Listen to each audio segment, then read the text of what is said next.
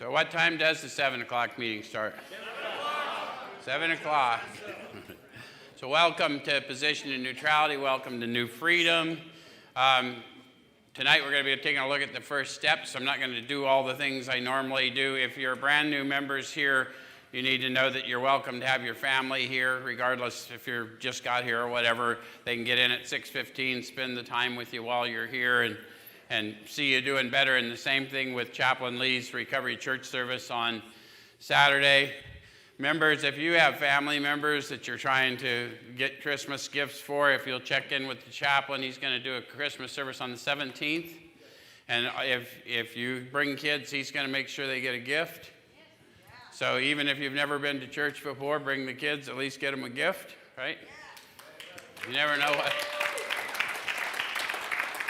And another thing, last week, those of you who were here and those of you online, the first time we ever did it, we asked for an intercessory prayer because we wanted the forces at ADCRR to relent and let our men and women come here that were bound here. And what happened this week is not only did they relent, but they're helping us actively to make sure everyone that was granted access to here is getting to come here. They're working in partnership with us to make sure that happens, and so it's getting real exciting around. And it seemed appropriate since Chaplain Lee, we have a chaplain in the house, and he's going to give us a prayer of thanks for all that God has done in all of our lives and for New Freedom. Chap, it's all you. All right. So we came to the Lord last week, touched and agreed. We came in a body of community. And as we joined forces together, the enemy was upset and he couldn't stand the pressure. And the hands of Department of Corrections was released, as Joe said. And we received such a blessing and an outpouring that the doors didn't just open, but they swung wide open. So we recognize the power of prayer, and we just want to thank God just for a moment. So if you all would just stand one more time with me. See, standing together is power. Where one or two come together, we could chase thousands. Amen? So let's thank God. Father, we thank you again for today, for everything you've done and for everything you're about to do. We recognize you because all the glory belongs to you. What you're getting ready to do in this place called New Freedom, where lives continually come and become transformed.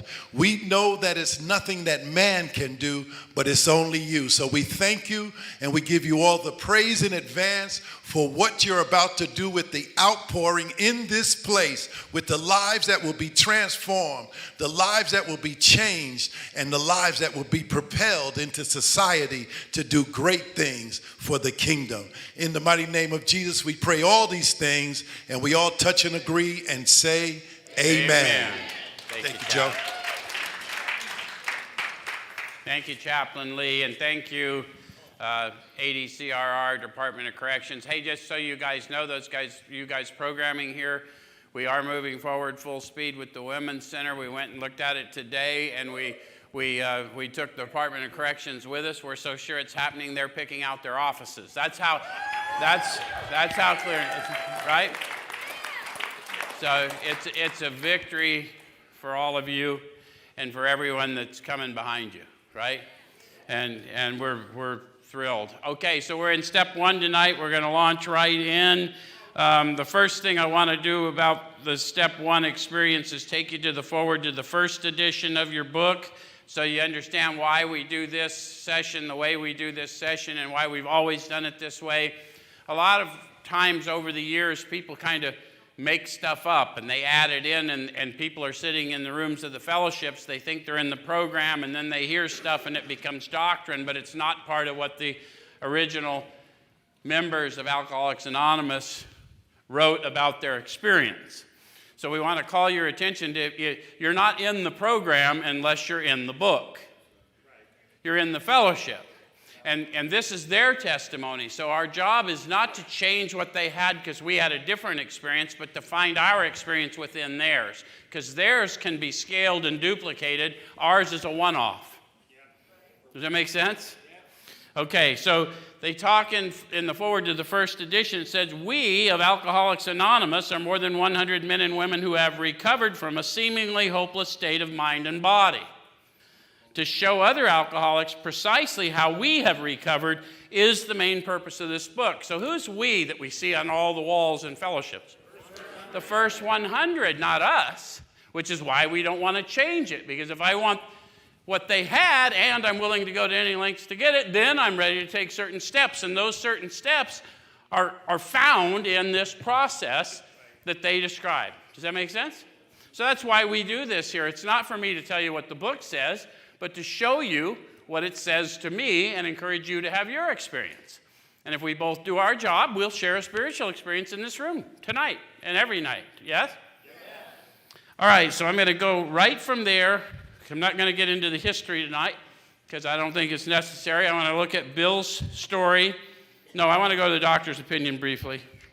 And I want to talk to the bottom of page XXVII, the very bottom of the page, Roman numeral 27, if you're following in the book, but it's in a section called the doctor's opinion. The doctor was Dr. William Silkworth, and although not an alcoholic or an addict, he was a doctor who treated people with the addiction of alcoholism or other illnesses, morphine addiction, various things that were coming back from World War I, that time frame. Make sense? So he was an expert in the field, but it wasn't a medical diagnosis at the time of this. So he was a brave advocate for people with an addictive disorder because it wasn't a very well-liked theory at the time. Does it make sense? It was a brave theory to put forth. At the bottom of the page it says, of course, an alcoholic ought to be freed from his physical craving for liquor. And this often requires a definite hospital procedure before psychological measures can be of maximum benefit. So what do you imagine he's talking about, this hospital procedure? Detox. How many of you had to be detoxed before they could do something else? So we're still using some part of that model. Okay? So it says, we believe and so suggested a few years ago that the action of alcohol on these chronic alcoholics is a manifestation of an allergy. How many of you have questioned the idea of an allergy or just blew by it because it didn't make any sense? A lot of people do, and we tell jokes about it, right? How many of you have heard that tired old joke in recovery? I drink and I break out in handcuffs. Well, I want to help you understand because that's such a fundamental part of the recovery process. In fact, the authors tell us in another section, until we understand the physical nature of this, we won't get well. Right. So how many of you are drinkers in the room? Oh, good, a bunch of you. That's exciting. That doesn't always happen. When you drank, did you find that alcohol energized you? Yes. It's a sedative. So that would be an abnormal reaction to a sedative, wouldn't it? Now, if you are a doctor, you would see this abnormal reaction, and in medical speak, you would say, that may be some manifestation of an allergy. So that helped? Some of you got that, because I felt somebody get that. And if you don't believe me, where's my meth addicts? Did you find that stuff calms you down? Like you quit? It's a pretty powerful stimulant. Where's my opiate addicts?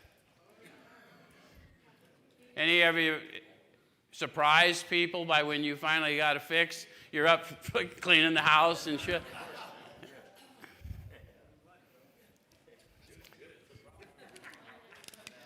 Yeah, that's an abnormal reaction. So that's what they're calling our attention to, the abnormal reaction I have once I put it in my body. And it may be the manifestation of an allergy, because that's the only conclusion he can come to. He's not had the experience. Does that make sense? Okay. All right. So So the phenomenon of craving is limited to this class and never occurs in the average temperate drinker. So you'd want to ask yourself, since it never occurs, how many in a never? 0.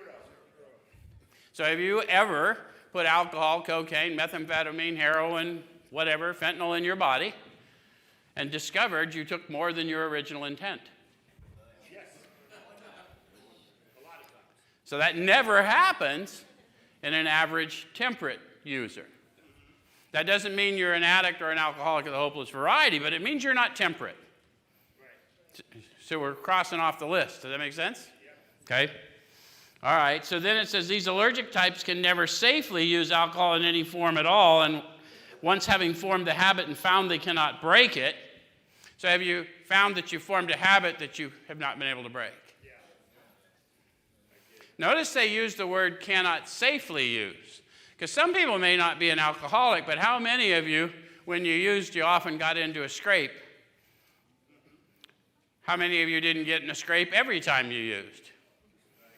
How many of you discovered that every time you got in a scrape, you'd been using? So it's not safe. Does it make sense?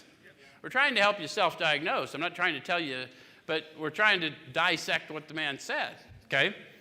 Okay, so have you found that you've formed a habit you cannot break? Yes. Okay?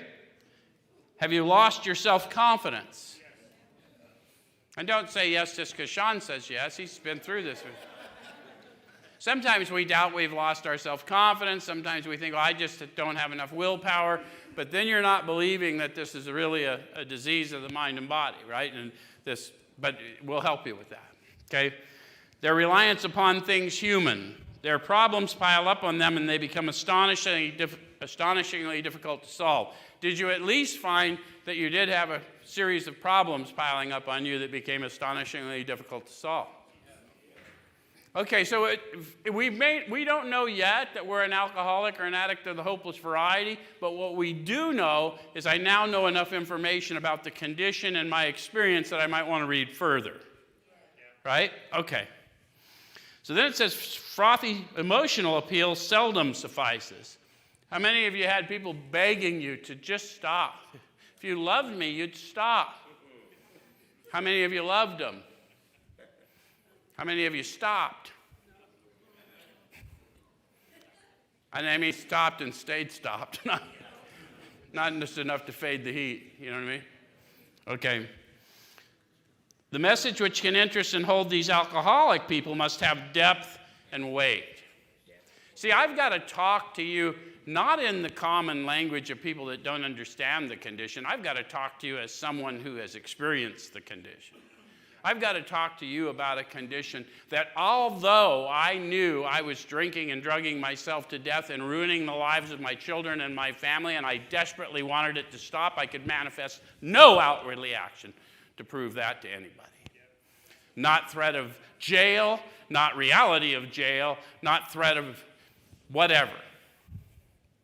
So, although they had frothy emotional appeal, I was not reached till someone came and talked to me about the experience I had had and then the one he'd had that lifted him out of it. Okay? I'm going to go from there to the bottom of that page. It says, men and women drink essentially because they like the effect produced by alcohol. Yep. So here's a little test for you. How many of you are sober in here tonight? Wow, a good percentage. That's really good. Okay, how many of you have been sober for at least 72 hours? Wow, similar percentage. That's good. So, that being so, how many of you can bring to consciousness right now, sitting here sober more than 72 hours, that sense of ease and comfort that would come at once by just taking a few? How many do it? I want to feel one of you do it. Breathe it in. Where's my opiate addicts? Give yourself permission, just get a little script or something. Okay, so there's one thing you got to get honest with yourself about. I'm sober. I don't pick up no matter what. But sitting here many years sober, I can still instantly bring to consciousness that sense of ease and comfort that came at once all those years ago. So it's just laying in wait. That didn't go away. Okay. All righty then, it goes on to say the sensation is so elusive that while they admit it injurious, they cannot after a time differentiate the true from the false. Some people get a little confused with that. How many of you thought you used the way you wanted to, even though there was evidence that you wanted not to and couldn't not? Did it get difficult to differentiate the true from the false? How many of you got a little clean time, then used, and then felt really bad about it, but you started telling everybody, I chose to use? Well, we hear that nonsense, but you can't make a choice with an unsound mind, and the insanity precedes the use. That's why they call it the insanity of the first drink. They said from their experience they had lost the power of choice in drink. And in my experience, I don't make a choice not to drink. The problem has been removed. Does that make sense? And until it was, and I was living in abstinence, it was just a ticking time bomb. I don't live abstinent. The whole purpose of the 12-step experience is to walk in spiritual inebriation. It's the only way I can walk in the world is in inebriation. I've proven it. That's why you guys think I'm weird. I'm drunk all the time. Okay. So it says that to them, their alcoholic life seems the only normal one. They are restless, irritable, and discontented unless they can again experience the sense of ease and comfort which comes at once by taking a few drinks which they see others taking with impunity. So everyone else is going to be doing something. I'm comparing myself to their experience, and pretty soon, no matter how bad I got, I think, why not me? I had a tough week. Why can't I just go have a couple drinks? Any of you ever have that? Why can't I just have a little bump? Any of you like me find out why? For me, what happened is everyone I went with went home, and I went and lived under a bush, because that's what happens to me. Because they don't have thorns. I've told Sean the science of this. Okay. So I'm going to jump out from there so we don't get caught. I like telling stories. Bill likes telling stories, and Bill tells a great story. And I want to, rather than get into a bunch of clinical speak, we just see the doctor's opinion, and then we're going to look at it through the eyes of a hopeless alcoholic. And alcoholism simply means I have an addictive disorder to the chemical alcohol. That's why we call this a 12-step meeting, but we don't name the problem because we're a solution-focused. And anyway, chemicals are just a symptom of my underlying problem, so I don't need a fellowship named after the symptom, if that makes any sense. Okay. So we're on top of page 5. Bill says, liquor ceased to be a luxury, it became a necessity. It's pretty powerful words if you think about it. How many of you can consciously recall in your active addiction, when it started to be work to get up and do it again? Like for a while, it seemed like, okay, got to do it. And then after a while, it wasn't a joke. Okay, so that's what he's talking about. It ceased to be a luxury. It was a necessity. It doesn't matter what I got to steal, what I got to let off, I got to go get it.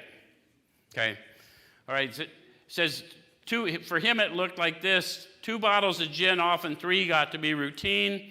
Sometimes a small deal would net a few $100s, and I'd pay my bills at the bars and delicatessens. This went on endlessly, and I began to waken very early in the morning, shaking violently. How many of you went through a period of time with the alcoholic shakes? Where's my opiate addicts? It got worse than that, huh? Okay. A tumbler full of gin, followed by a half dozen bottles of beer, would be required if I were to eat any breakfast. So now he's describing the need to medicate. Where's my drinkers again? You have to have a bottle there when you woke up so you could knock it back so you could stop. Might have to have a backup because you're going to throw up the first couple tosses. If you got serious enough like me, you had to throw it up in a cup just in case you ran out because you had to run her down a second time. I'm just cutting you back to see who's real here. That ain't no joke. I can tell you all about it. No one would claim that if they didn't do it, I can assure you of that. Nevertheless, I still thought I could control the situation. You remember that illusion, delusion? I get paid up just so I can get on the hook again. I'm having to hustle and lie and cheat just to pay the bills so I can go get more of this poison that's got me in this condition. But I got this. I got a plan.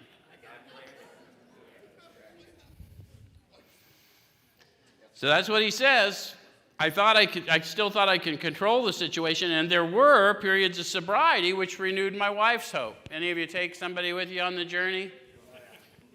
So they were very hopeful along with you, and okay. What happened then? They're having a hard time believing, huh? Okay.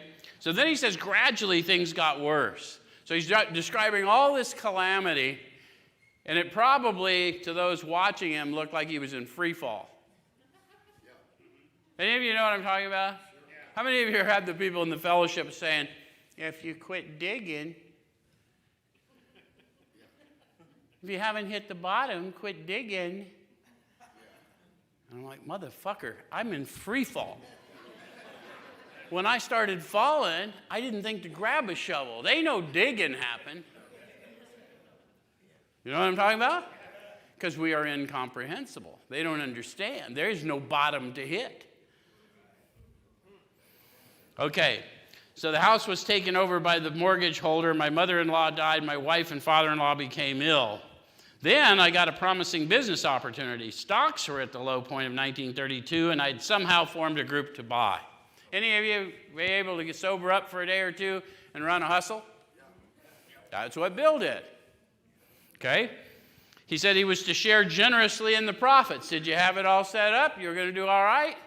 You were so comfortable that you were going to do all right? You went out to celebrate? That's what Bill said. Then I went out on a prodigious bender, and that chance vanished. Any of you ever drink away your opportunity? Drug away your opportunity? When you start finding your experience in Bill's story, you really need to read to the end of the book. Okay, so he says, I woke up. This had to be stopped. How many of you concluded it had to be stopped long before you had any belief that it could be?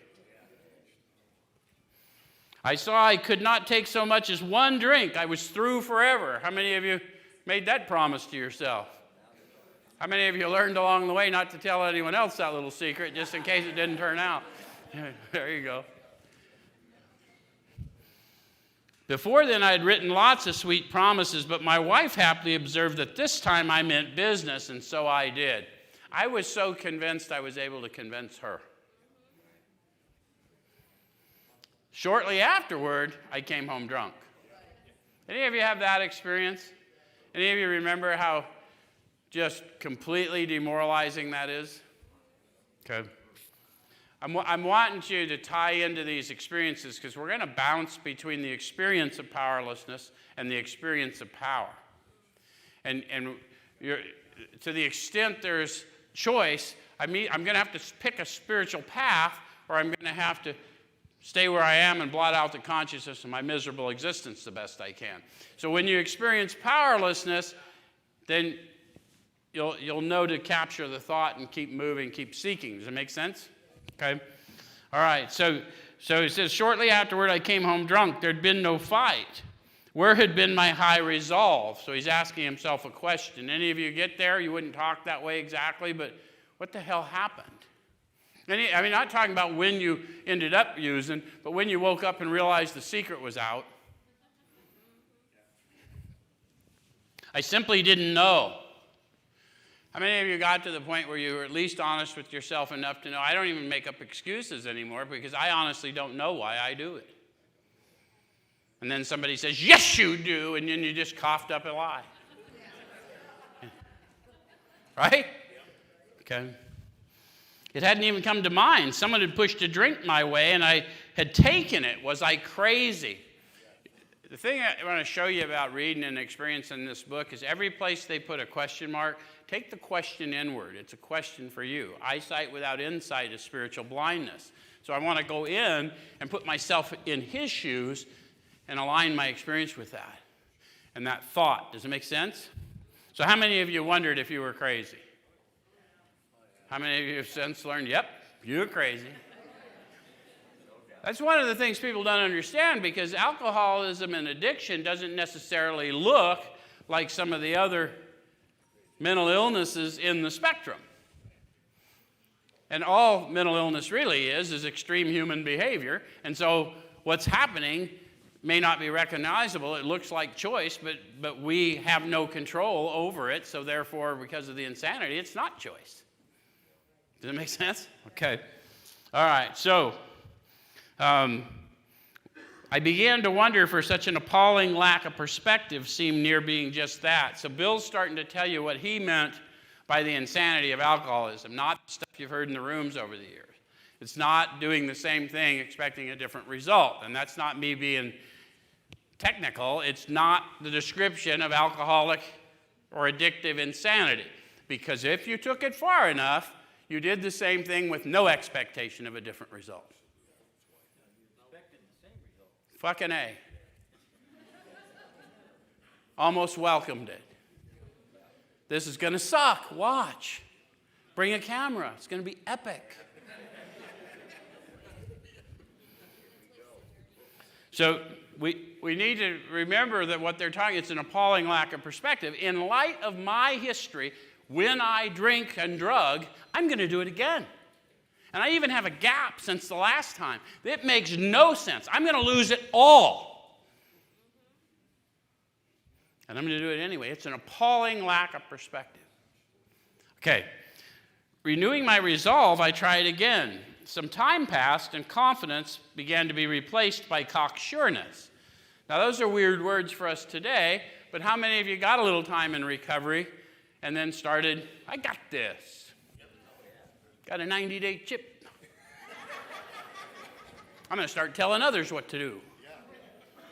And there's nothing wrong with your thought of others. What I'm talking about is I confuse the experience of grace with the illusion of control.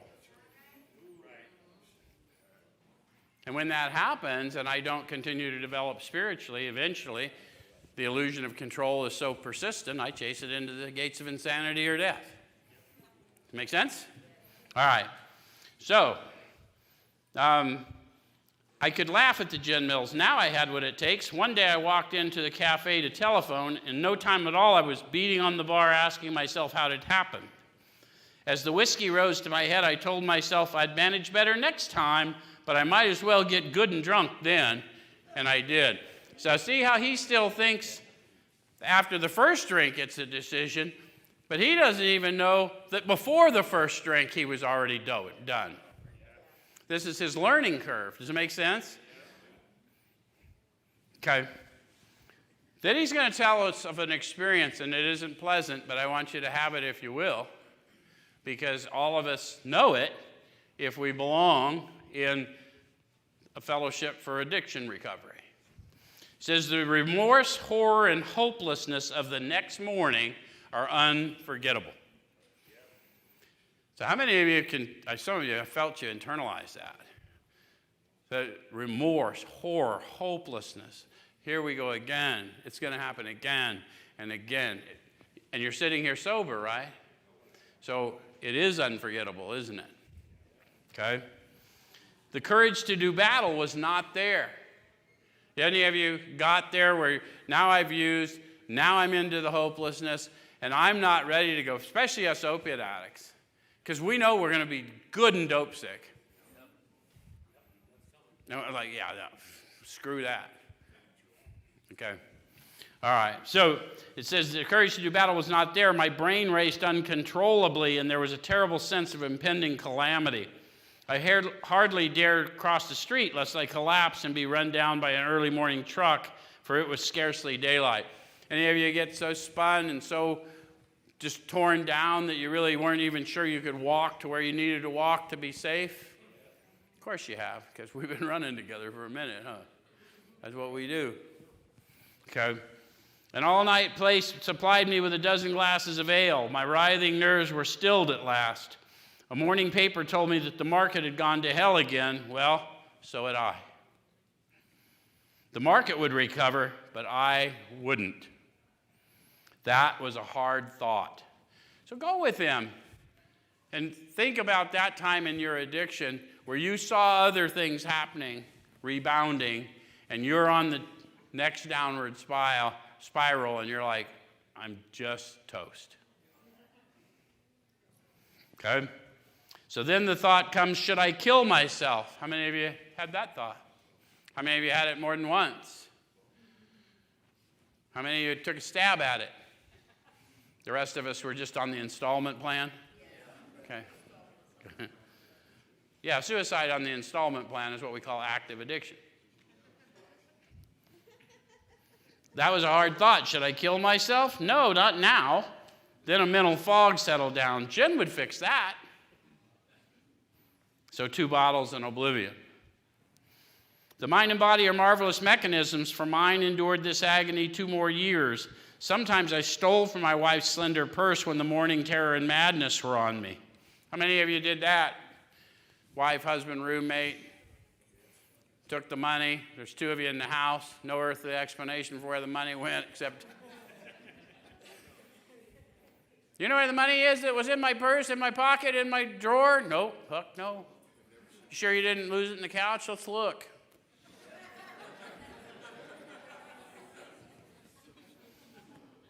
Again, I swayed dizzily before an open window or the medicine cabinet where there was poison, cursing myself for a weakling.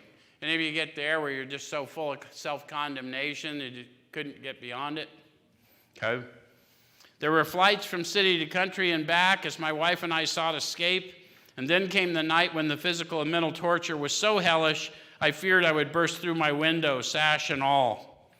Somehow I managed to drag my mattress to a lower floor lest I suddenly leap. A doctor came with a heavy sedative. Next day found me drinking both gin and sedative. Any of you get on that train, went from one to the other? Solve your methamphetamine problem with a little fentanyl solution? Solve your alcohol problem with an opiate solution? How many of you learned, like me, that while opiates is a suitable substitute for alcohol, alcohol is a terrible substitute for opiates? It doesn't work in reverse, is what I'm trying to say for those of you who didn't go there.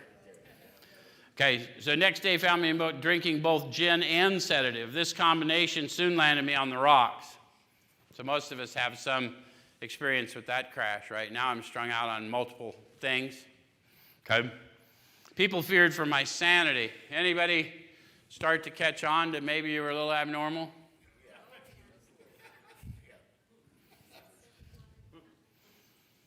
But it said, so did I.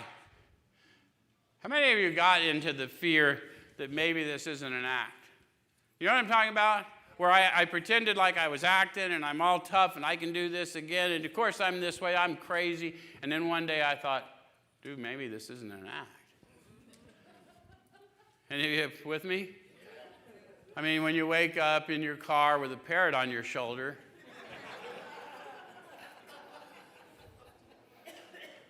Anyway.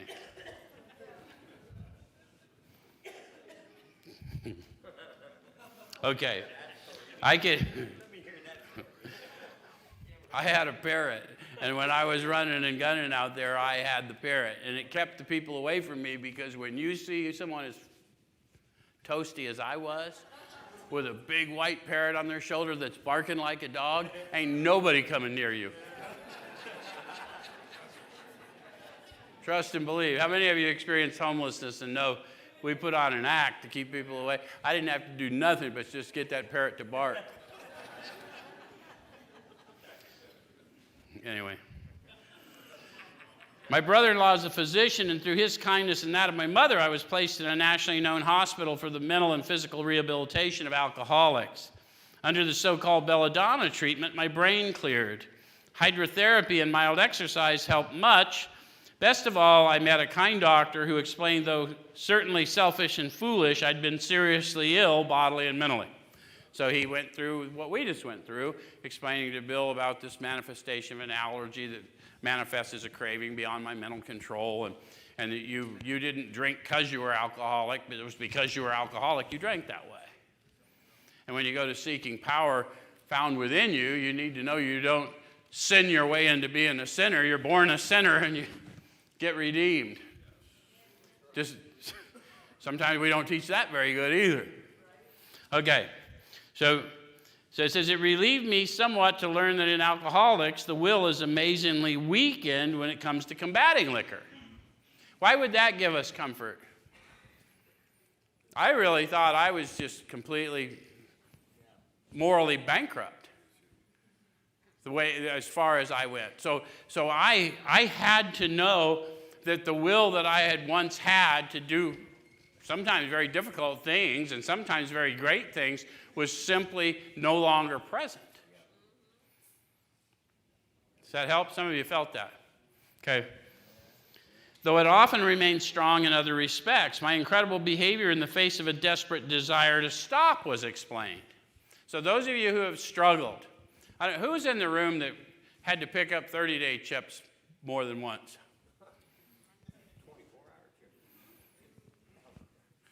24-hour chips more than once. I had so many 24-hour chips. I would go down to the homeless shelter with Sean, and I had enough when I finally started getting straight to keep that meeting in chips for, 2-3 weeks anyway. And you got to understand, in the homeless shelter, if you're giving away anything, everyone takes it. So you don't need one 24-hour chip. However many in the meeting, that's how many you need. I'm just telling you, I had a lot of 24-hour chips. That's what I'm trying to tell you. So if you're feeling like you're flawed some way, I'm telling you it takes what it takes, what it takes. Keep standing up. Okay. So, says that though it often remains strong in other respects, my incredible behavior in the face of a desperate desire to stop was explained. Understanding myself now, I fared forth in high hope. For 3 or 4 months, the goose hung high. So that metaphor simply means things are looking up. And how many of you had the experience of getting a little clean time and then got back into the confusing the experience of grace with the illusion of control? And okay, so that's what he's talking about, because I thought based on some treatment I had, now self-knowledge had fixed me. That's what he's talking about. So I went to town regularly, even made a little money. Surely this was the answer, self-knowledge, so he's going to call it out. He thought just knowing that about himself was enough. But it was not. For the frightful day came when I drank once more. The curve of my declining moral and bodily health fell off like a ski jump. How many of you had that experience? A little bit of clean time, and then when it got bad, it didn't get bad gradually. It got bad quick. Okay, that's what he's talking about. So after a time, I returned to the hospital. This was the finish, the curtain, it seemed to me. My weary and despairing wife was informed that it would all end with heart failure during delirium tremens, or I would develop a wet brain perhaps within a year. She would soon have to give me over to the undertaker or the asylum. Bill's about to describe some things to you that maybe you'll know in your own story. I was just miserable and trying to medicate my own misery until one day I saw the misery I was inflicting on my parents. He, at this time, is seeing the misery he's inflicting on his wife. And that's just a few moments before the miracle happens, because at some instant, through all my selfishness and my delusion, when I saw what I was doing to others, a window opened into my consciousness and new power came in. And Bill's about to describe that to you. That's why we do the steps. Part of it is to find that moment where grace came in. It's important in your story, right? Okay. So it says, they did not need to tell me. I knew and almost welcomed the idea. Are you on with them? You're dying. I know. Tell me when. Not a joke. Tell me when.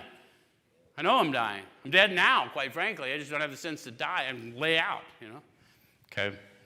It was a devastating blow to my pride. I, who had thought so well of myself and my abilities, of my capacity to surmount obstacles, was cornered at last.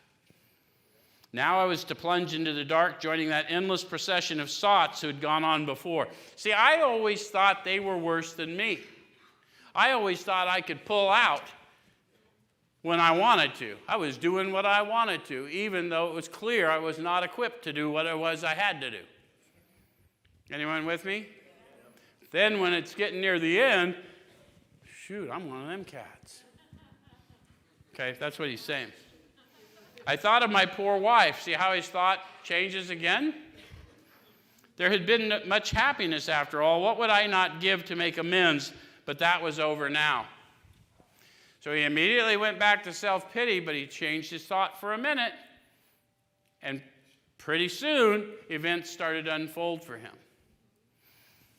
So no words can tell of the loneliness and despair I found in that bitter morass of self-pity. So how many of you got to the place where it's never going to end, I'm just going to die, I don't know when, and I can't even make this right, no way. No words really can describe it, can they? It's useless to try and describe how pitiful. The authors talk about pitiful and incomprehensible demoralization. Okay. All right, so quicksand stretched around me in all directions. I had met my match. I had been overwhelmed. Alcohol was my master. Trembling, I stepped from the hospital a broken man. Fear sobered me for a bit. Then came the insidious insanity of that first drink, and on Armistice Day 1934, I was off again. Everyone became resigned to the certainty that I would have to be shut up somewhere or would stumble along to a miserable end. Now he's going to start talking about his recollection of an unfolding experience. But remember, he's always looking back. It's in past tense. So he knows something now he didn't know then.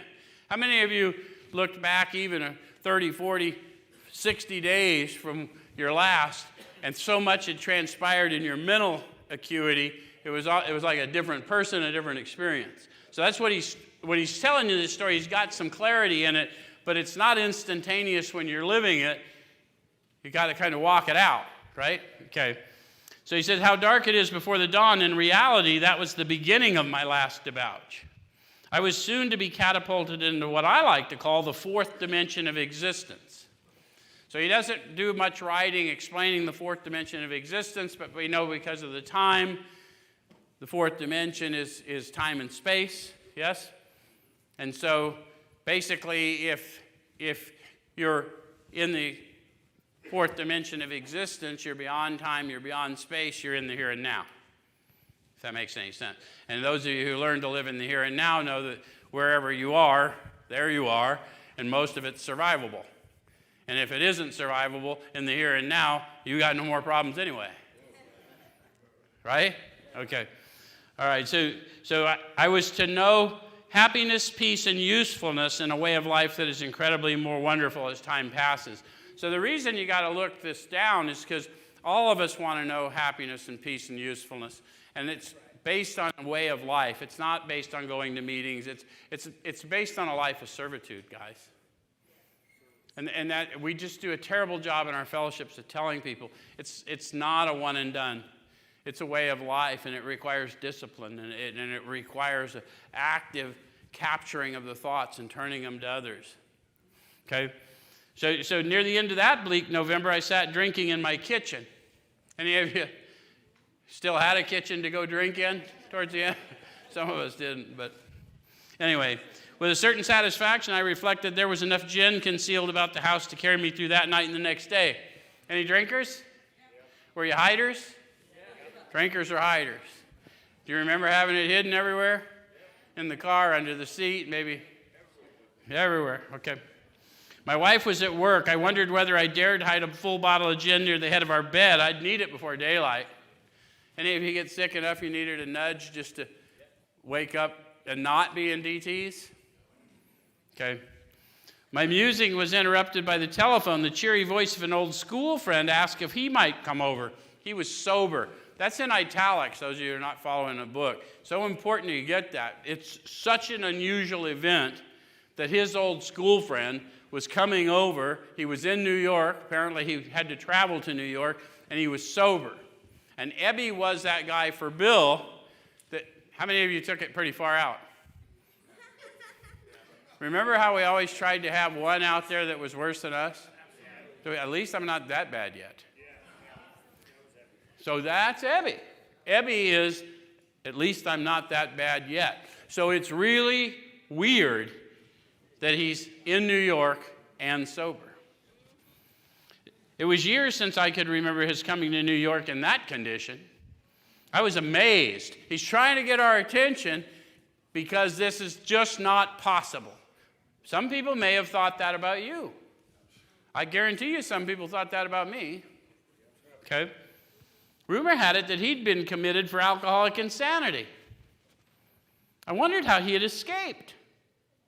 This guy was so bad that if he really was committed for alcoholic insanity, he must have busted the chains and flown the coop.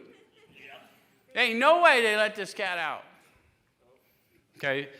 Of course, he would have dinner, and then I could drink openly with him. Unmindful of his welfare, I thought only of recapturing the spirit of other days. There was that time we had chartered an airplane to complete a jag. His coming was an oasis in this dreary desert of futility. The very thing, an oasis. Drinkers are like that. So he knows he's going to stay hammered. He knows he's going to drink in front of his friend who's apparently trying not to drink. He knows all these things.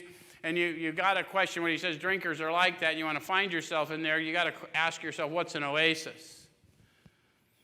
What is an oasis? A source of water in an arid place, but quite often it's a mirage. Right?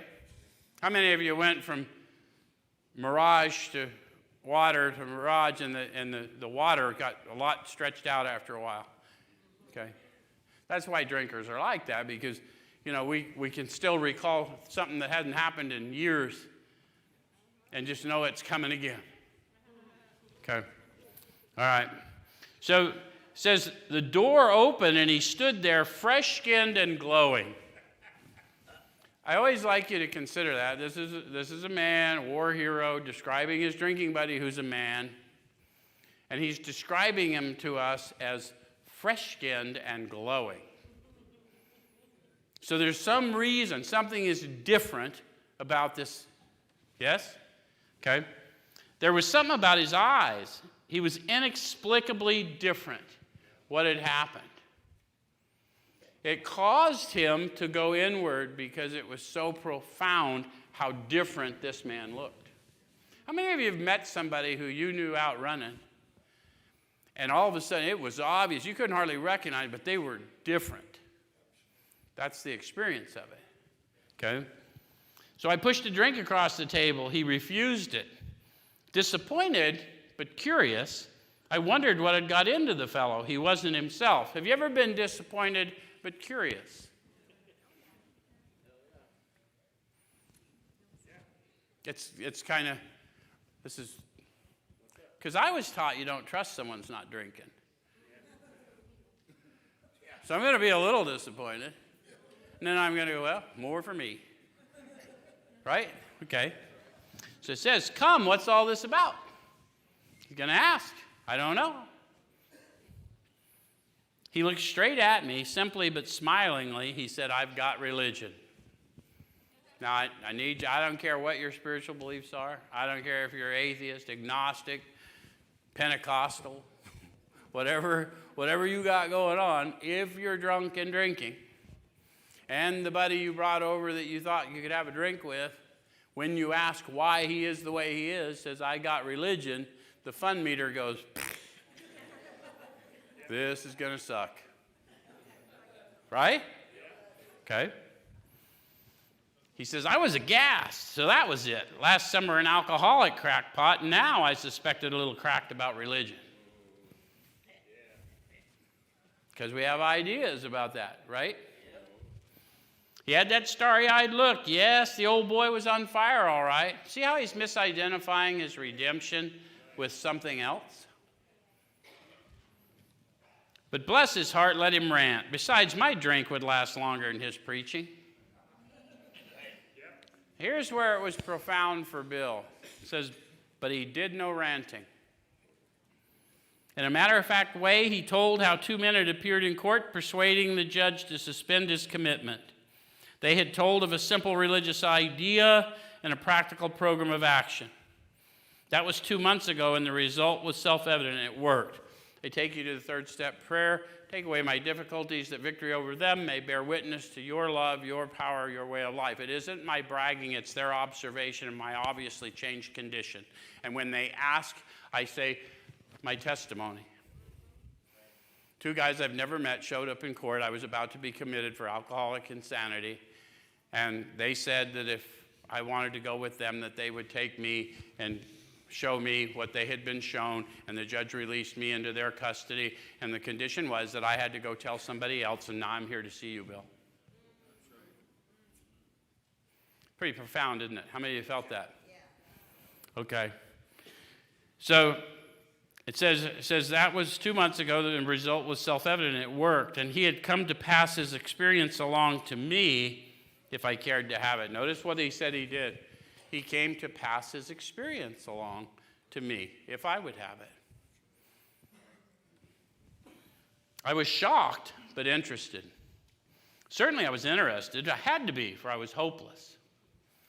He talked for hours. Childhood memories rose before me. I could almost hear the sound of the preacher's voice as I sat on still Sundays way over there on the hillside. There was that proffered temperance pledge I never signed. My grandfather's good-natured contempt of some church folk and their doings, his insistence that the spheres really had their music, but his denial of the preacher's right to tell him how he must listen, his fearlessness as he spoke of these things just before he died, these recollections welled up from the past. They made me swallow hard. He recalled his grandfather not being too fond of church folks, but having a very well-grounded relationship with his Creator. And so even when he was dying, he fearlessly spoke and denied anyone's right to tell him what he must believe in, because he believed in his core what was going on with him. And then he says when that recollection came up to him about his grandfather's testimony, not just how he was, but how gracefully he died and how he continued to claim his beliefs all the way out, the recollection came up on him and it made him swallow hard. How many of you, looking back, have seen how you've witnessed miracles? Maybe you've been the recipient of a miracle, and when you recall it, all of a sudden you get flooded with emotion or something, and you have to swallow hard to keep it from coming out. See how he's describing a move of the Spirit, sensory and tangible. He said this guy came to tell him about a religious idea and a practical program of action. We've stopped telling people that in the modern fellowship. We say we're spiritual, we're not religious. Nonsense. What's that mean? What's that mean? It means nothing. It just tells me I can stay in my same prejudice. The simple religious idea is, regardless of what you believe, God dwells in you. And a practical program of action that will prove that fact to you through you, so you can walk in the fearlessness of his grandfather all the way to the grave. And it's been happening for millions. Okay. All right, so he says that wartime day in the Winchester Cathedral came back again. If you ever read his story, he was getting ready to go to war. He was scared. He went to a churchyard, and he saw on a grave of an old soldier who had survived war and drank himself to death. And it made him think he had summoned the Creator, and the peace came on him, and he was good for a while. And then he went to war, and he lost that whole experience. So now he's back here. Now he's an old soldier, survived war. He's drinking himself to death. God was with me then. God's with me now. Whew, yeah, that's right. Power is with me then. Power is with me now. Bill's a famous atheist moving towards agnosticism, and he's recalling these experiences, and the Spirit in him is moving. Make sense? So then it says, I'd always believed in a power greater than myself. I'd often pondered these things. I was not an atheist. So now he's renouncing atheism, and he's starting to just move into what most of us suffer from, and that's just chronic doubt. We say we're believers, but when things get a little rocky, we're like, I'm screwed this time. Okay. Nobody else? Few people really are, for that means blind faith in the strange proposition that the universe originated in a cipher and aimlessly rushes nowhere. My intellectual heroes, the chemists, the astronomers, even the evolutionists, suggested vast laws and forces at work. Despite contrary indications, I had little doubt that a mighty purpose and rhythm underlay all. So he's telling you about his fundamental beliefs as he's just getting started on the journey. So wherever you are, you don't need to know even what you believe. You just need to know that something greater than you believes in you and sent whoever to you to help you get to know him. Okay? All right, so how could there be so much precise and immutable law and no intelligence? I simply had to believe in a spirit of the universe who knew neither time nor limitation. But that was as far as I was gone. With ministers in the world's religions, I parted right there. When they talked of a God personal to me, who was love, superhuman strength, and direction, I became irritated and my mind snapped shut against such a theory. To Christ I conceded the certainty of a great man not too closely followed by those who claimed him. So the bill is relaying to you his prejudice. I'm not going to go off into any kind of religious thing here because it's not the proper place, but I'm telling you that's how his belief system was at the time he had his encounter, and yet he, 5 years later, nearly publishes this book, and millions of people based on this testimony are now free. Okay? So I'm going to go down to the middle of that page. It said, but my friend sat before me, and he made the point-blank declaration that God had done for him what he could not do for himself. So this power had done for Ebby what he could not do for himself. And so it didn't matter now. He knew Ebby. He knew Ebby couldn't be well. I mean, you could sit in a room and you could tell me this, and if I didn't know you in your cups, because we clean up so well. Right? But he knew Ebby. Okay? His human will had failed. Doctors had pronounced him incurable. Society was about to lock him up. Like myself, he'd admitted complete defeat. Then he had, in effect, been raised from the dead, taken from the scrap heap to a level of life better than the best he'd ever known. Guys, I'm going to end up running out of time, so I want to tell you this. Over the years, we've had these discussions about whether we're recovered or we're recovering. And that only came about because the medical diagnosis and people got caught. And in fact, since they never try to heal my alcoholism because it's a manifestation of an allergy, the solution to an allergy is don't drink. Doesn't need a cure. But they weren't talking about a medical diagnosis or a medical recovery because it wasn't a diagnosis. So what they're talking about is a redemption, a reclamation. If you look in the dictionary for what recovered is, you'll also find not along with medical recovery, you'll also find that to take from what was thought waste and extract something infinitely valuable. Right? So to be recovered is to take that wasted life and extract from that the experience of grace that brought you to this point, and then use that experience of grace as fuel to free others. So we're recovered. They say it 17 times in the instructions. Right? So, 52. Thank you, Sean. It's good to have an expert in the room. Okay. So, had this power originated in him? So now he's getting honest with himself. He's seeing the guy. He knows what he's seeing. Obviously, it had not. There'd been no more power in him than there was in me at that minute, and this was none at all.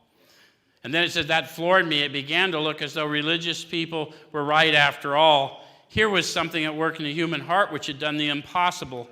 My ideas about miracles were drastically revised right then. Never mind the musty past. Here sat a miracle directly across the kitchen table. He shouted great tidings. I'm going to walk you out on that. When he knew it was real, he then knew miracles were real. When you see a resurrection in real life, you know it's not theoretical. I will say this one more thing in passing. We kept praying and living in faith for the last 70 days. Nobody that I know of has ever survived an OIG suspension of payments for even a month, much less nearly 3 months. Here we are. Because of your faith and because we pray and anoint this place with oil. Thanks very much. We'll get into 2 next week.